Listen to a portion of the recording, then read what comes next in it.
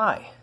In our previous video, we introduced several basic limit laws: the sum law, the constant multiple law, the product law, the quotient law, and the power law.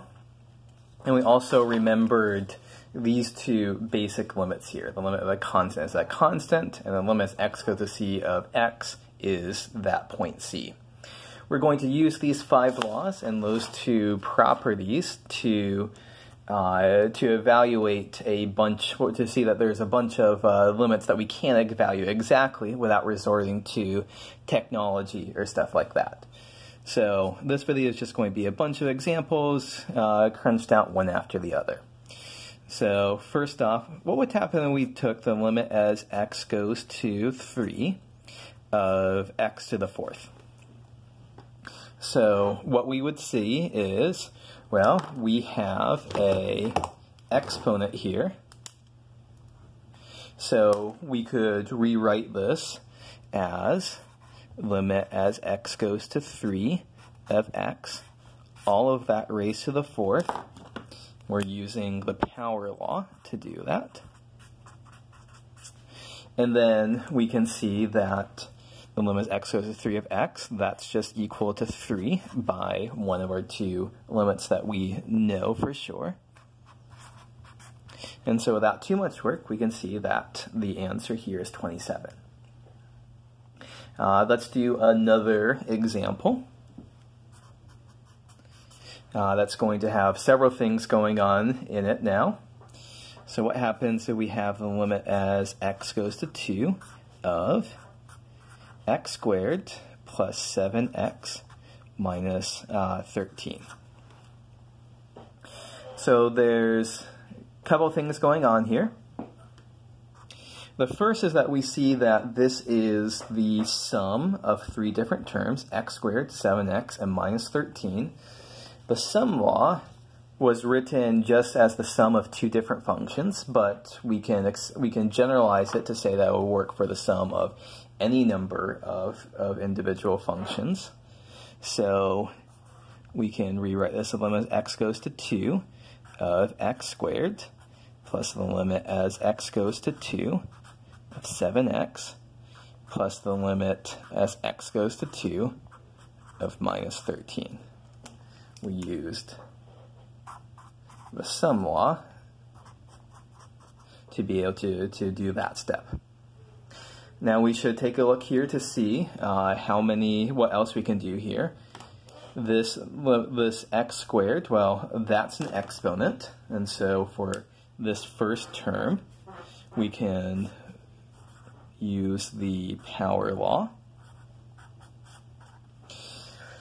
Here, the second term, we see that we have a constant out in front, so constant multiple law says that we can basically pull that constant out in front. So limit is 7 times the limit as x goes to 2 of x. And then we can just evaluate the last one. The limit as x goes to 2 of minus 13. Minus 13 is a constant. It doesn't change as x changes. And so this is what we're left with. So in this step, we use the power law and we use the constant multiple law.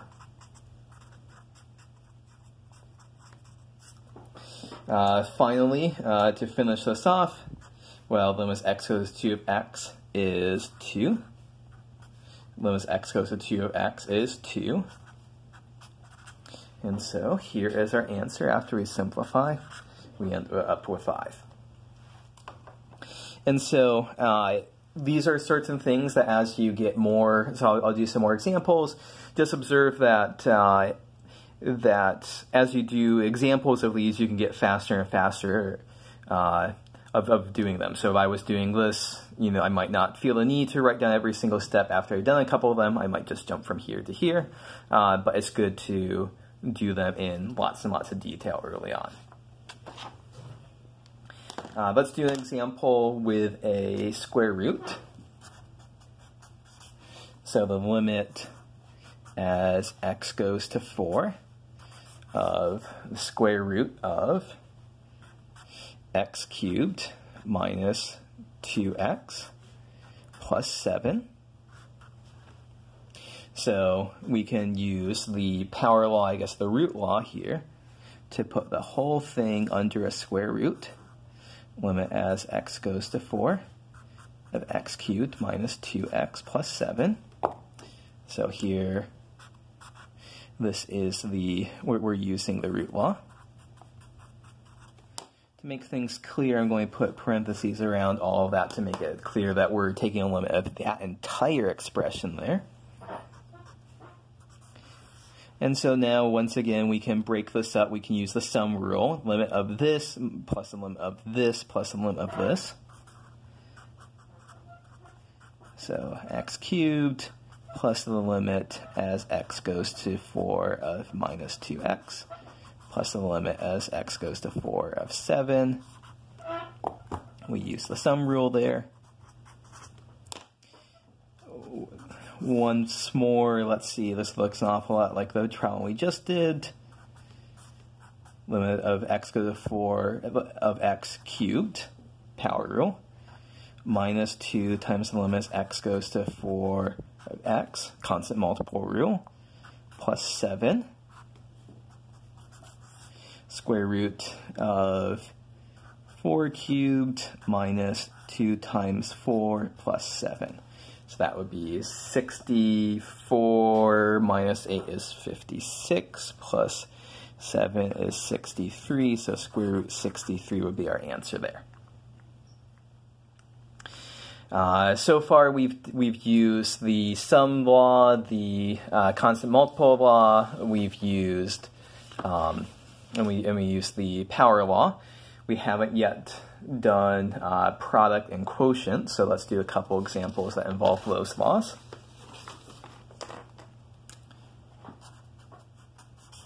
So how about we do the limit as t goes to minus 1. We don't always have to use x as the variable in our limit. We can use t instead. Limit as t goes to minus 1 of t plus 6 over 2t to the 4th. Let me put a little tails on my t so it's clear what's a t, and the things without tails are going to be pluses. So we have something over something, so it's very suggestive that we should be thinking quotient rule at this point. The limit as t goes to minus 1 of t plus 6. All of that over the limit as t goes to minus 1 of 2t to the 4th. So we just use the quotient rule. Note that we're allowed to use the quotient rule because in our denominator we have this limit is going to exist and it's going to not be 0. So that is the one thing we have to think about when we're doing the quotient law. So we can simplify this. Upstairs we'll use the sum rule.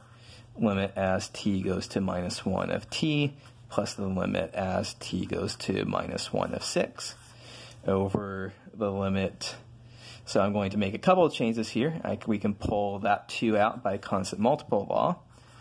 And then we'll have a power law, limit as t goes to minus 1 of t, all of that to the 4th. So as you get more fluent with doing these, we can kind of combine steps together.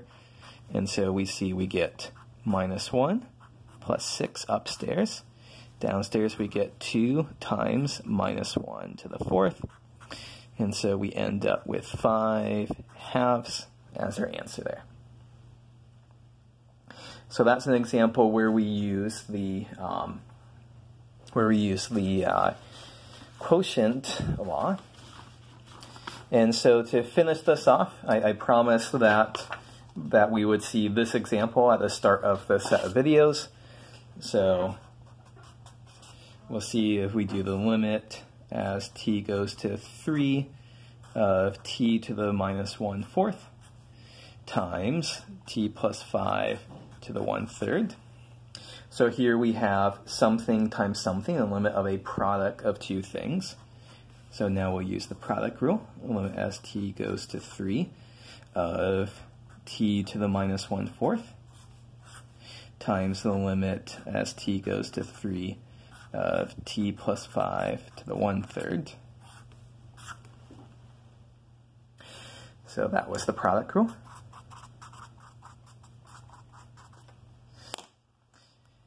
And so now, let's see here. We can move that minus 1/4 out in front, outside of all of this. So we have a limit as t goes to 3 of t raised to the minus 1/4.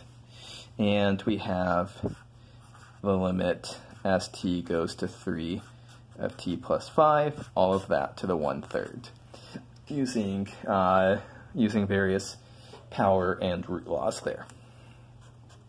So t goes to 3 of t is 3 to the minus 1/4, and then this is going to limit as t goes to 3 of t plus 5. We could use the sum rule there to see that's going to be 8 raised to the 1/3. So our answer is 3 to the minus 1/4 times 8 to the 1/3. The cube root of 8 is 2, so 2 times 3 to the minus 1/4.